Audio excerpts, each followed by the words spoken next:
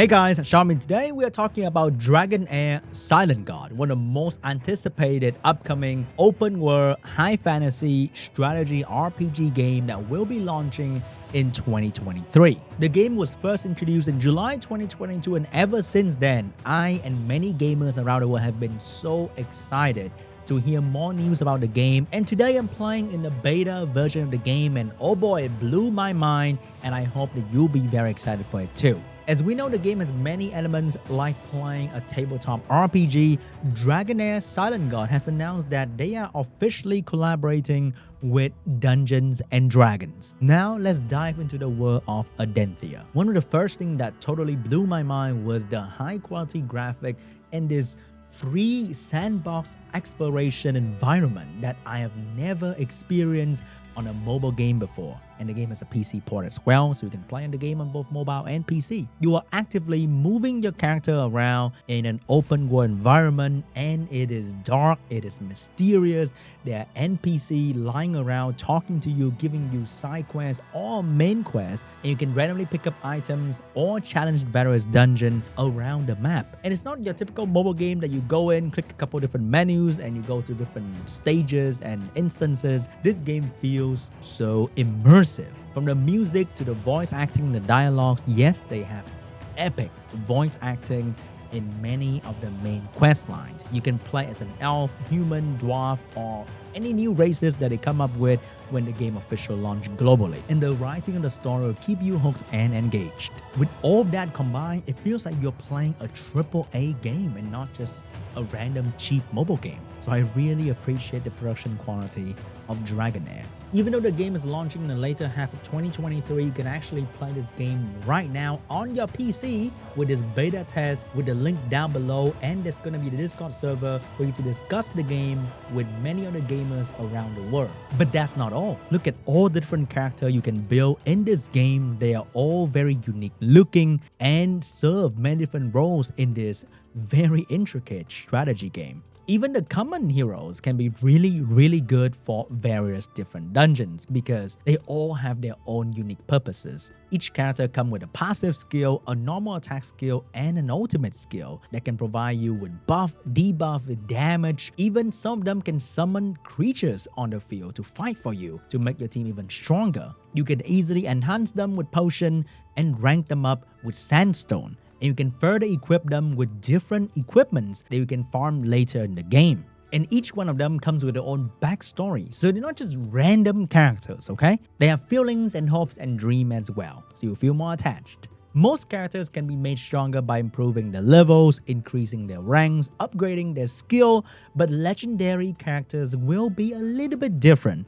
So you will come across dupes when you summon for these characters. So for legendary heroes, they will have a special feature called the inspiration. You can use dupes of legendary heroes to make them even stronger. So if your teams are equipped with legendary heroes, you might have an edge over players who will not have them, because each copy of the legendary heroes will give you something little extra. And look at this 30% extra attack on this guy. His ultimate skill, ignore enemy defense. Imagine what extra 30% attack can do to this man. It's gonna be crazy. And when you are done with the main story quest and the side story quest, there'll be various different dungeons that you can play to make your hero stronger. For example, you will probably be very familiar with this Goblin's Lair. So this dungeon will allow me to farm EXP potion. Let's set up our team formation. We have the tank in the front. I'll put the healers at the back. I have a melee damage dealer here and my main character who is a damage dealer behind the tank as well. And behind him will be my archer to do a lot of damage. So let's jump right into this dungeon. So as you can see, there are characters that will be able to attack enemies at the very back to make sure that you will destroy their healers or their archers, and the front line tank will take the most of the damage. So if you are building your front line tank, make sure to make that guy tanky. And they are usually equipped with AoE control attack to stop the enemy from advancing. Meanwhile, the assassin or roguelike character is going to be moving behind the enemy line to do some massive damage. Meanwhile, the healers will try to keep the team alive. As you can see, having different roles in the team is very, very important. You can't have a full team of tanks because nobody's gonna be doing damage, but you can't fight without a healer because that's gonna be so scary. I have a mix between AoE damage and strong single target damage so that I can make sure to kill every single type of the enemy type that I'll be facing, because some will be bosses, but there'll be dungeon with a lot of small.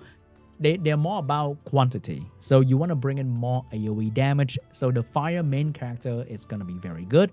You can actually change the main character to different element and he will perform different tasks. I'm using the fireball jutsu right now, but if you change him to a frost element, he can be used to provide shield for the team. If you change him to the lightning department, he can be providing extra debuff to make the enemy team weaker. So the strategy aspect of this game can be so deep because there are so many different combinations you can try and so many different kind of team that you can use to challenge different dungeon in the game. I love how you can customize the main character so much. So I was using fire. Let's switch that to frost so that I can provide the team with shield, and that is very, very good. Now let's try a different dungeon with Lord of Frostthorn. So instead of using my legendary archer, let's put him back and let's try to see if we can use somebody else. I'm going to be using a different archer, but this guy is going to be very, very different. How so? Because he can actually summon a bird, as you can see right there. And that bird will not only provide damage, but can also serve as a tank in the front line for your team. So now with that bird, there's one more thing that the enemy has to worry about, and that is going to be very, very annoying for them.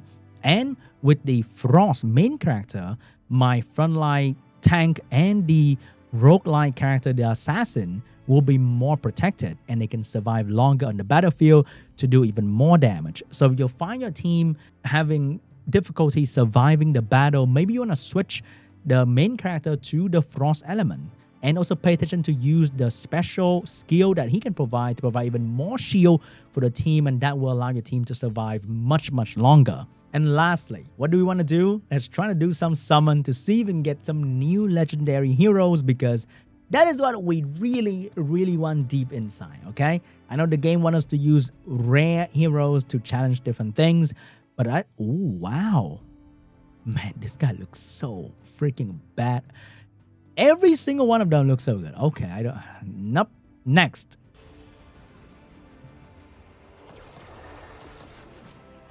What do we get? Oh, what do we get? What do we get? Ooh, what do we get? Is she good? Is she good? Accuracy penalty and attack penalty. Ooh, that's gonna weaken the enemy by a lot. And we have a single target 3-second stun. She can be pretty good for PvP too. Back-to-back legendary, baby. Let's go. What do I get? What do I get? Okay, so the last one. Who is it going to be? Wow, look at him. We have an ice dark elf. Wow. Ooh, he's a great damage dealer. But damn, he looks so freaking good. Hell yeah, we got double legendary, baby. Once again, big shout out to Dragonair Silent God for sponsoring this video. The link to play the game right now is down below, and the Discord server as well. Go in there, have fun, and discuss the game amongst other gamers. The game is going to launch very soon, so get ready for this crazy journey we're about to start in Dragonair Silent Gods.